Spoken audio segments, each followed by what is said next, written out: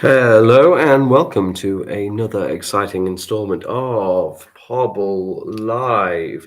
We've got the live going. I'm going to give it a minute or so just for anybody else to log in to join us. And then we'll start going with our lesson for today. Luckily, a lesson that won't be lasting 26 hours, just a regular length session. In fact, not too long a session because today is all about the imagination. And whilst our features are still important and you can learn lots of features from today, or rather gather some language and have a little talk about what goes into a story, the main thing that we're going to focus on today is the imagination. So we're going to give it about a minute to see if anybody joins us. This is the first Pobble Live in a while, so can understand if there's not as many people on. People aren't aware of it, but we'll get that message around and people can always watch it after. Now, as always, if you comment in the chat, or if you're watching this afterwards, after we've gone live, you can chat in the put a message in the comment section, and your name will be put into a Pobble prize draw for next week. Now, not too many people on in the chat at the minute, which gives the people that are on a really good chance of getting next week's Pobble prize. However, as I say, if you put a comment in the chat after this video has gone live, you'll still be entered into our Pobble prize draw. Okay, a few more seconds for anybody else who might be logging on. Hello to those who are here. Don't forget to pop a hello in the chat live with us. Hi. Looks like I'll be relying on you for quite a few answers today at the moment. Depends if people can join us a little bit later. Hi. We've got 2 in the chat. Looks like I'm going to be talking to you. Oh, I'm sorry to hear that. Well, I hope you're feeling better soon. Hopefully it won't impair you with your Pobble knowledge. But let's get going. Let's get started. And then anybody joins in can add on after. Don't forget, if you haven't already, press the bell icon. You will get a notification for Pobble Live. So let's have a little look at our Pobble Live picture for this week. And it's quite an odd one. Here we go. Here we are. Have a look at our Pobble Live picture and tell me, what do you notice? What do you notice in this image? Quite a strange one, this. Quite a weird one. Weird picture this week. What do we have in it?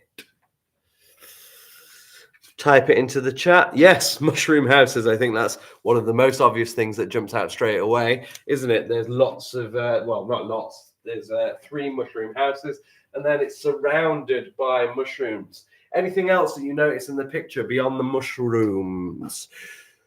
Mushroom houses, mushrooms. So we've seen the mushrooms. A path, absolutely. A path leading off somewhere off to adventure, no doubt, and we'll talk about that in a minute.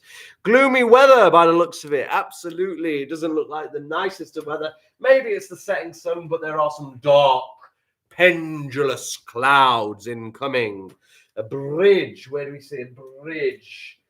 Maybe like this that goes over the water here might be a bridge or a crossing. This is actually a cart with wheels on the wooden bit there. Anything else? Anything weird that you notice? Yes, absolutely. There we go. We've got one there.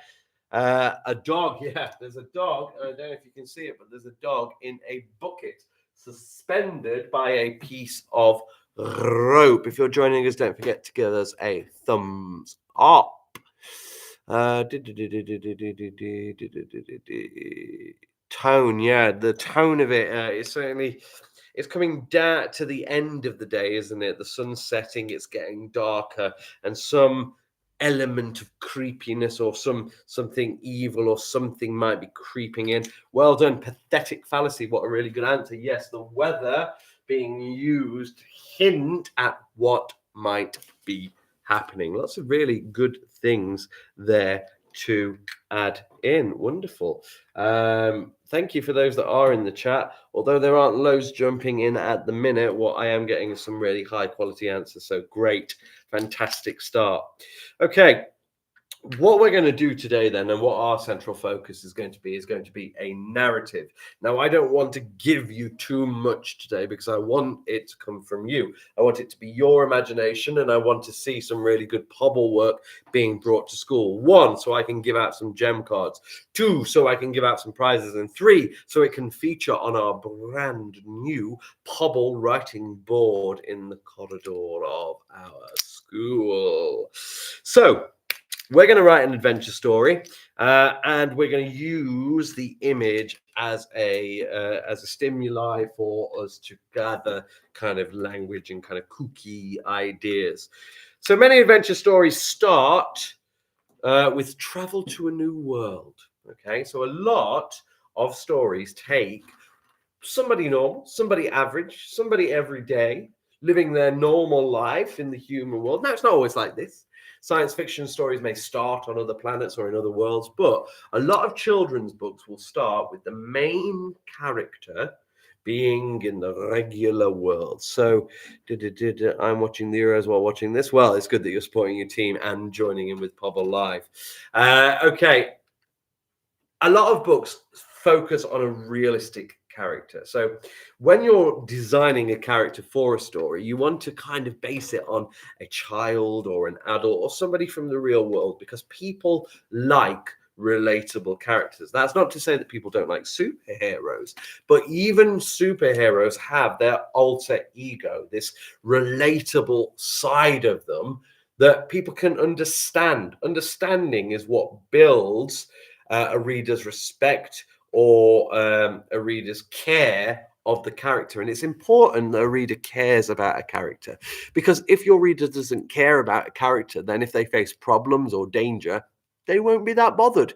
However, if you can build a rapport, if you can build an appreciation of character, then your audience will start to care what happens to that character. We're up to 6 people. That's good. Obviously, we've had a break, so weren't expecting massive numbers to start with, but it's good that you can join us, and hopefully a few people can join after.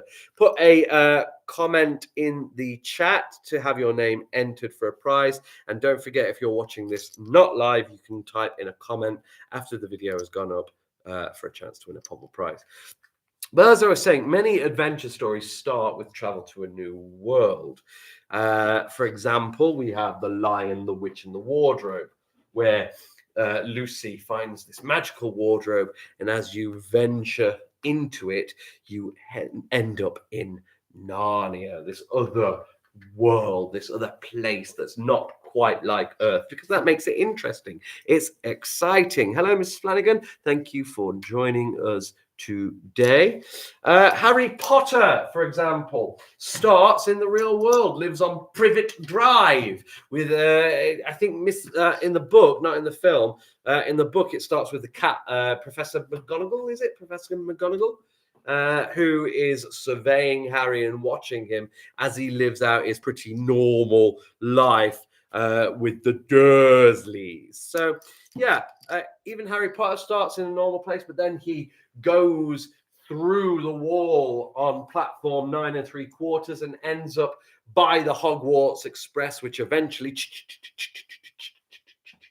takes him all the way to this other world, this school of witchcraft and wizardry, where magical things can happen, where there's a forest full of nightmares and monsters and different parts of London that only can be accessed by witches and wizards.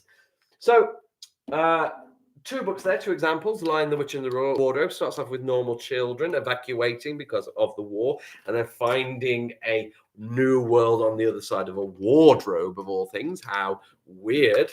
And then Harry Potter, who is a wizard all along, doesn't know about it, and then goes to this other world with Hogwarts and the forest. And the Wizard of Oz, of course, starts off with Dorothy living on a farm singing "Somewhere Over the Rainbow," etc. And wishing that she could see new worlds and see new things, or that something interesting will happen to her. All of a sudden, the whole farm is swept up in a hurricane, and the farmhouse lands on a witch on the middle of the yellow brick road, and she is in another world. The thing that ties Toto, yeah, absolutely. The thing that ties these stories together is that they're relatively normal character, Dorothy, absolutely. Their normal character, their everyday regular person, is put into a world where they are no longer the regular one, because everything else is so weird and different. They stand out as the hero, but they are still relatable to us because they are like us. They're just average, everyday people put in a fantastic situation. So, when you are creating your character for your story, guys, let's travel to Kansas with Dorothy. Absolutely, that would be an amazing adventure. Although I think the real Kansas doesn't really have a yellow brick road. You'd have to fact check that. I'm not sure 100%. But you take a normal character every day and you put them in a fantastic situation. Not always true. You might want to create a fantastic character and put them in normal situations. However, our story and our narrative that we're going to write, we're going to put a normal person in a fantastic place. How are we going to do it? Well, we are going to start with our hero. Here they are. This is just a hero that I've picked. Your hero might be different. You could use you could use a child, you could just describe an adult who lives a regular life. You might use a teacher. Maybe you have a teacher at school that you would like to write a story about or for. And maybe they get transported to another world. But how do they get transported to another world? Well, they use a portal. A lot of books use portals too. Now, whilst it doesn't directly state it in The Wizard of Oz that Dorothy has gone through a portal, she certainly gets taken in this weird swirling hurricane that takes her to another world. Harry Potter involves a portal. On platform 9 3/4, they go through the wall, don't they? And on the other side, there is revealed to them that they are in a completely different train station. Lion the Witch and the Wardrobe, revisiting that, there's a portal at the back of the wardrobe where Lucy travels through, and then the other children get to Narnia. So portals are a really good tool for taking people to other worlds. And because the picture today is so strange, so weird, so interesting, so bizarre, this other world that's not like Earth, where people live in mushrooms and dogs sit in buckets by water, I don't know. Because we're talking about weird, I want you to think of some weird places that people in your story could find. Great word, eldritch. That was one of our words of the week. Well done, eldritch. Something weird or odd or otherworldly. It fits in. Well done. Think about where a strange place where they might find this portal, because it's good to get humor in a story, and it's interesting to put portals in weird places. So, for example, you might find a portal in a box of breakfast cereal. Ooh, I don't know. That's a weird place, but maybe your normal character buys this odd box of cereal, the last one on the shelf, and when they open it, there's a portal to another world. If you think back to when you were very small, or maybe you are still quite young and you are currently reading them, there was the Biff, Kipper, and Chip books where they would have the magic key, and the magic key would open portals to another world. So maybe your normal everyday character is taken to another world by this magic key. What about in the chat? What ideas do we have? Is there any ideas for where we could have a weird portal?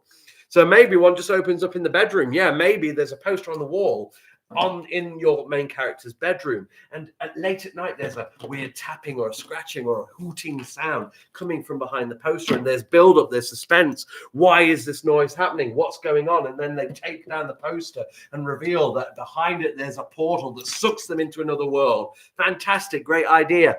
When you open the fridge, that's a really good one. Yeah, so late night snack, it's midnight. shouldn't be out of bed, but so hungry, sneaks downstairs. But what the parents haven't told them is they've got a special fridge, and if you open it exactly on midnight, whoa, portal to the food land where donuts are as big as your head. I don't know, yeah? So portal in the fridge, portal in the bedroom. Where else? Open the pantry, yeah, food related again. Open the pantry, whoa, sucked into a portal. Where else could these portals open? Maybe on the London Eye, maybe there's a secret door that opens to another world. Maybe it's something that's out in the real world that our normal everyday hero or average everyday hero stumbles upon with their backpack out traveling. And then all of a sudden, whoa, in another world. Where else could we discover these portals? Love the idea of a shed. So maybe the garden, a new house. So they buy a new house, they travel with their family, and in the garden, it's all overgrown with bushes and trees and weeds, all overgrown. But the children go and explore in this overgrown area. And as they do, they find this ramshackle, tumbled down shed, the door slightly ajar, and a weird sound coming from inside. And they think maybe that they should go and tell their parents. Maybe it's not sensible to go inside this shed. But the curiosity is just so much. They're here, they fling open the door and they head into this shed. And whoa, there's the portal and there is the other world. In the tissue box, yeah, it could be in a really, really random place. Perhaps mum has gone to a new store, this weird antique store that's full of various old items. And one of them is an antique tissue box that she's brought home. Nobody's used it, but then they go in and look, whoa, there's a portal inside. Tall bed. Bed collapses into a portal, so maybe, and then you wouldn't really know at that point if it was in the bedroom again and in bed, whether or not the main character would be dreaming. So there's the kind of like debate. Is it a dream? Is it real? Is this really happening? I think at the end of the story, it's a little bit, it's a cliche. So a lot of stories end or have ended in the past, or everyone's had that idea of it was all a dream, but actually that's not really the best storytelling. Yeah, it could be when you open a door. So it could be the door to the classroom, perhaps, or door to a cupboard or a wardrobe like in Narnia. Could be any kind of door, because a door is a kind of portal, isn't it? It obscures the world beyond, and then we open it and we step through. Could be on a YouTube channel. So maybe you've logged in to watch a episode of Pobble Live with your teacher, Mr. Keeling, but there's a weird button that's appeared on the bottom, and you know you shouldn't click it because you shouldn't click things online. But when you do, the screen starts to pulsate on your laptop or your tablet on your phone, and the pulsing is this weird purple, blue, fizzing hole, and you reach out to the screen to try and get rid of it. But as you do, your finger is sucked towards the screen. You're scared. You think maybe I should call out to parents, and you should. You absolutely should, because something weird is going on online. But you're curious again, and you touch the portal, and whoa, all of a sudden you're sucked into a world of make-believe. You are riding the waves of the internet. You're surfing the waves of the internet. Window, absolutely, and a monster grabs from the portal. So maybe something comes out of the portal to take you into it. Absolutely. What a creepy thought. Scary idea. Yeah, that's what I thought as well. So maybe if you do see that portal, it might be worth staying back. And absolutely, when we look at the stories, even the three that I've mentioned, so Harry Potter and Wizard of Oz, and what was the other one that I mentioned? Harry Potter, Wizard of Oz, and what was the other one? Harry Potter, Wizard of Oz, and Lion, the Witch, and the Wardrobe. Certainly, when we look at those, all of them have their own monsters in the story, don't they? So we think about Harry Potter, it's got Lord Voldemort and the snake and all the beasts that live in the kind of creepy wooded area. When we think about Narnia, we've got the White Witch, the one who turns everybody to stone. And then when we think about Wizard of Oz, we've got another witch in there, the Wicked Witch of the West. And we've also got her kind of like flying creepy monkey thing. So absolutely something wicked could come out from the portal. I was going to say another portal can be in a shampoo bottle. Random. Yeah, it can be anything. It can be weird things like that, but you've got to think of backstory. If you're going to go shampoo bottle, what is it about this shampoo bottle that has this portal in? Does it come from a brand new open shop with a kind of a creepy person that sells them? Or is it an antique? Or was it given as a gift from a mysterious stranger who said, use it wisely?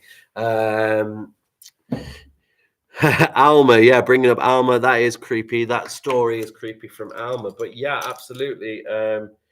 It's almost another world in Alma, isn't it? Because she goes into the shop, and inside the shop, normal things stop happening and people can be turned into dolls. I don't think she necessarily goes through a portal, but there is something otherworldly about that shop. Like it's not really a shop and she's stepped into something quite freaky. All right, lovely ideas. And if you're watching along live, you can start to draft those ideas up in your book as a narrative. If you're watching after, please feel free to add comments on the video or to use our ideas for where your portal could come from. Okay, once you've described your character, your normal everyday character, and once you have opened up a portal to this other world, it takes them there. So I'm going to say that our portal, now you don't have to do this, you can change it, but just for this session, our portal is going to be in a antique curiosity shop. So we can go inside this creepy shop that's just appeared on the high street, and you can say things like never noticed before or brand new, or it could be unopened and maybe the door opens, creaks open for you, just like in Alma. And inside we've got lots of weird, strange objects. So can we gather some language to describe this shop where we will find the portal? We've already had Eldritch, which is great. Eldritch.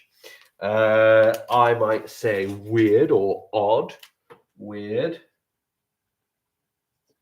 Odd. Bizarre. Strange. Otherworldly. Freaky.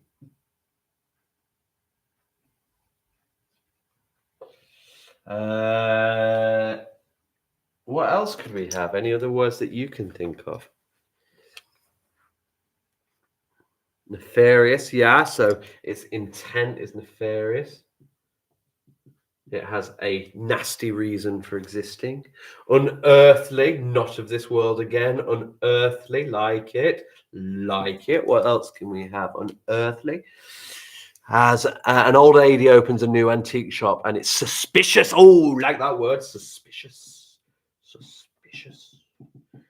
It's and that kind of goes with this, doesn't it? It has a nefarious intent and it might be suspicious. Why has this shop suddenly appeared? What is its purpose? Eerie, love it. Eerie, eerie, great word. Abnormal, so not normal. And that is nice because obviously, as we've said, we've got this nice, normal, everyday character that is curious, like normal, average, everyday people are. And they've gone into this shop and all of a sudden things are getting weird. Things are getting strange. And our character can react in a normal way to this supernatural, great word, supernatural place. And what response then? So there's some words. I'm going to wipe these words off now, but feel free to pause the video if you're not watching live. Some great language there that we've collected. How might a normal, because remember our character is normal, average person, how might they react to this? So they've gone in, they're curious, but how might they react? So they might try to run, absolutely. So they might try to run. How else might they act? When they run, they might find that they're sealed in, the door's locked. How else might they act? Great language. Well done. Thank you, Miss Flanagan. I agree. Lots of lovely language. And we're up to 9 people joining us, which is nice. To say that this is a brand new stream after we've had a break, that's really, really good. Scared, absolutely. So they might be scared. And from that, we can have lots of words that branch off. So we can have fear. We can have anxiety or anxious. We can have frightened. We can have horrified. What else can we have? Yes, worried. Nervous.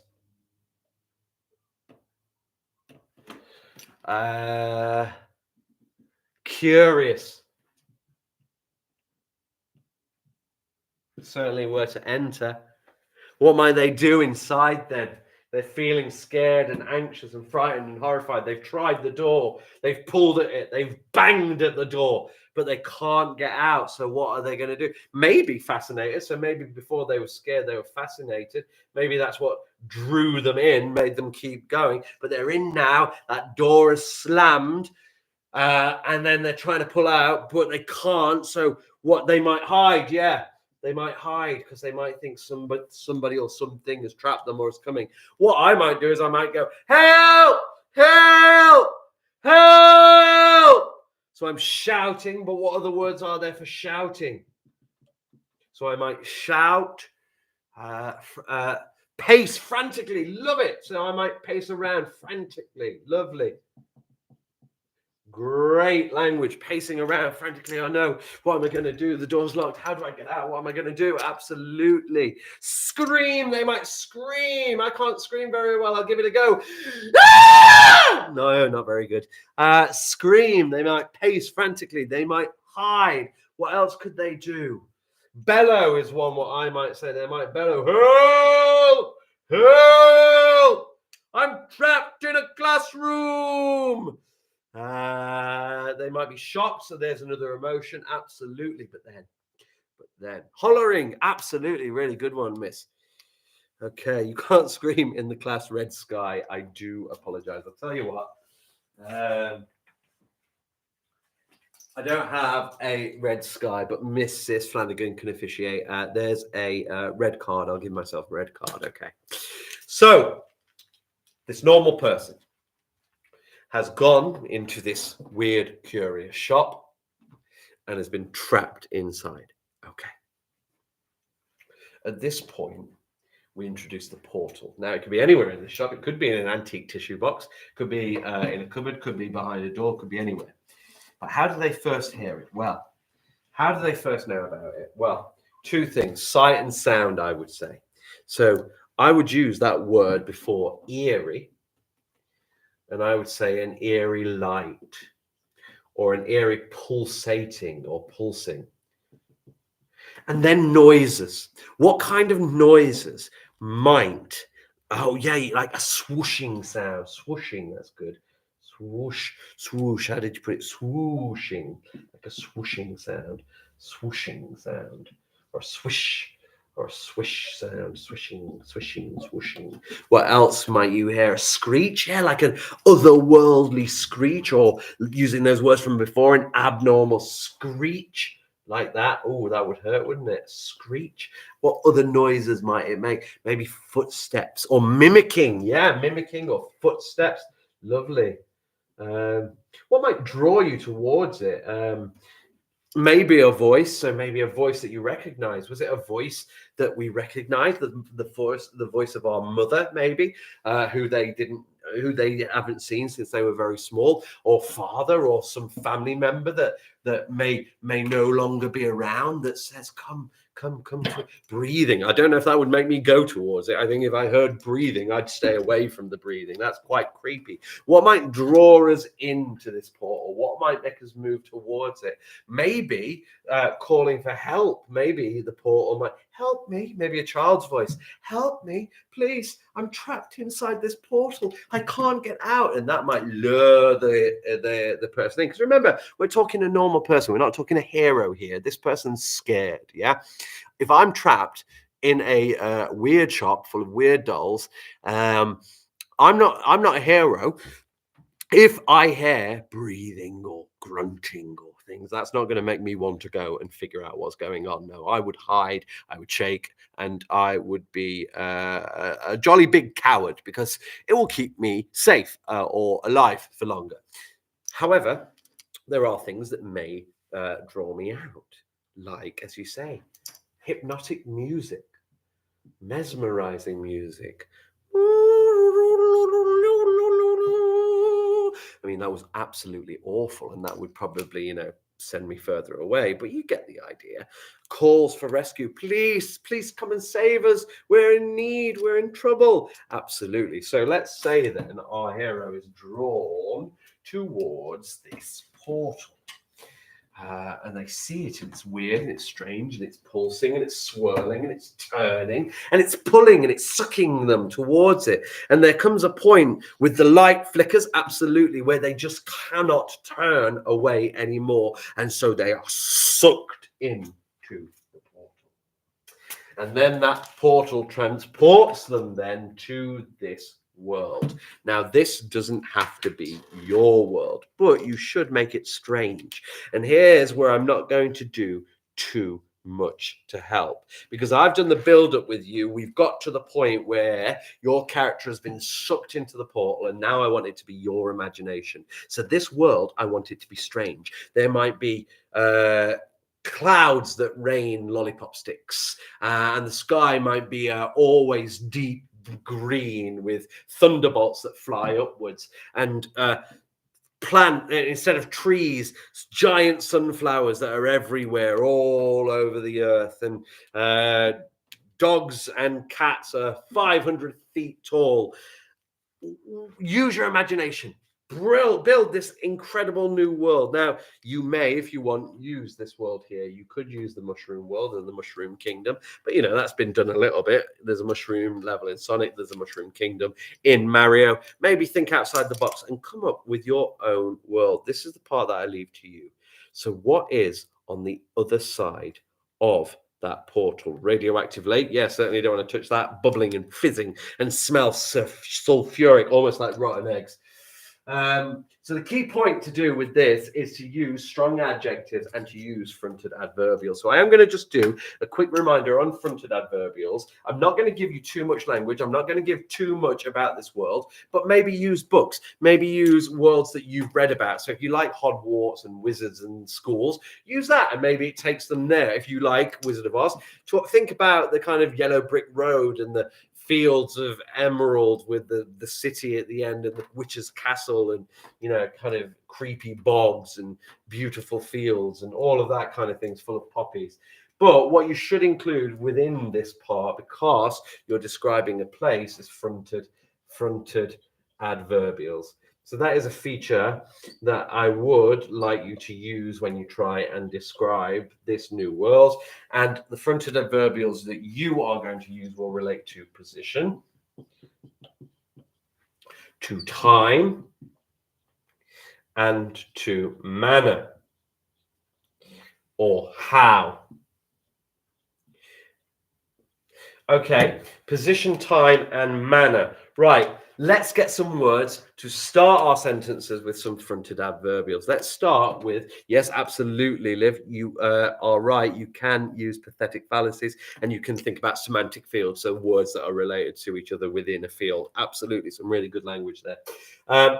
However, let's think about just positional language to start with, because we're going to add on these fronted adverbials to our sentences. So I'll start as off: above, below, underneath, surrounding, all around. Any others?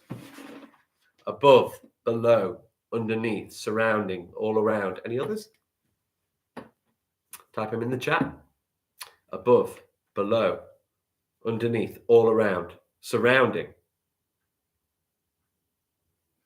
Give it a second or two for some answers to come through. If not, I can add some more in. Beneath, lovely. So that goes with kind of underneath or underground. Absolutely. Beneath. Any others? Below. Yeah, absolutely. Below the majestic shimmering sky. Mr. Keeling, you keep freezing. Oh, I do apologize. I hope there's not an internet connection issue. Just try and type in as much as you can. Positional language. Nearby. Lovely. Anything else? So we've got above, below, we've got underneath, we've got beneath, we've got below, we've got near, we've got beside, yeah, next to the left, to the right. Jump up and down into the knees. Come on, dance every night, sing with a hula melody. Across, yeah, so across the sky, or across the sky, the clouds spread out for as far as the eye could see, absolutely. And then you could go into detail about what these weird, odd clouds are on top of, over. Great. So one thing you can do is talk about position, but then you can also start your sentences with time. So let me think. As the day began, at the start of dawn, when the sun rose, during the first moments of shimmering light, when the dew started to form upon the leaves at 4 o'clock, that evening, the next day, etc., and so forth. You can use time to start a sentence, or you can start by saying how, using an adverbial like quickly, quietly, swiftly. And then you start pairing it up with the weird things. Swiftly, the large, otherworldly mushroom sprouted from the ground, growing windows and doors as they did so. The inhabitants inside, not quite human, peering out and seeing what all the ruckus was about. So, using position, time, and manner, we can get different openers and make our sentences interesting. But the key part of this is over to you. I would like you, and you may draw pictures in your book, I would like you to design the world that your hero finds themselves in. I would like you to describe that world, and I would like you to use fronted adverbials. But this isn't just a setting description, this is a narrative. So let me finish off by talking you through what to do after you've put your hero in this world. And I'm going to just very quickly go through these next bits, and then I'll leave it over to you. So, quest. To make your story interesting, when your hero arrives, they need to meet somebody, a messenger, somebody with a letter for them, the king or the queen, a princess, someone in need, a hologram. They need to meet somebody. And that somebody needs to send them on a quest. Maybe now your hero becomes special. Now your hero is the only one, the chosen one, the one that has been spoken of on tablets, not electronic tablets, stone tablets. Or maybe electronic tablets, who knows? Maybe they grow on trees in your weird world or rise from the lakes.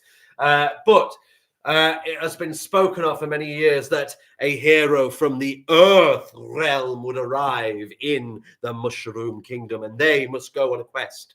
What that quest is up to you. Maybe it's to find gold, maybe it's to find medicine, maybe it's to help a village, maybe it's to slay a mythical beast. And maybe because your hero is not really a hero, it's an everyday person, they might not want to do it. No, I don't want to. No, I do not want to go on this adventure. No, I'm scared. Please, I'm scared. I just want to go home. But maybe the only way for your hero to go home is for them to go on this adventure. So they end up having to do this quest. What happens on the quest? Well, they find a problem. Now, this is usually the villain or some kind of battle, but this is where you can start to build things like suspense. So if they go in search of this villain, and maybe it's a wicked witch, because here it's a wicked witch, you wouldn't say straight away what they've come across, but it has glowing green eyes and was hanging in the shadows. Every step they took, it was behind them, watching them, following hieroglyphics. That's a good idea, Liv. Thank you. And you might build up this tension of being watched, this suspense that something bad is going to happen. Then you would change the pace. You would get into a battle. The witch would jump out, would curse you, turn you into a frog, turn your main character into something, or trap your main character in some way. And there comes the disaster. The point of the story where there is no going back. Your hero is lost, trapped in a cage for 100 million years, never again to be seen. And it seems like everything has gone wrong for your hero. Because what you need to do in your story is you take a hero and you throw every bad thing at them that you can. After you've built care with the audience so that they care about your character, with bated breath. Love that. That's great for suspense. At this point, your character is low. They've been sucked out of their own universe. They've ended up in a world they don't know. They've been sent on a quest that they didn't want to go on. They can't get home. And then this rotten, wicked creature has imprisoned them. They'll never get home. They'll never escape. They're trapped. Disaster. Until the solution. And the solution is up to you. It might be that some other hero or some other creature comes along to help them. Now, if you think about myths, what it could be is at the start of a myth, when the main character meets the person that sends them on the quest or somebody who helps them along the way, they give them a special item. So maybe the solution is a special item that's been given to them. Yeah, maybe a lockpick for the locks, who knows, or a special sword that can cut through iron, or something that can help them escape. Or maybe it's true, they are the chosen one and they discover a magical power that they have, and they melt the bars in front of them and they storm to the witch and they say, "How dare you imprison me? How dare you do this to this land?" It's up to you, really, what the solution is. But after that point, at the lowest point, the disaster, you introduce some way of resolving it.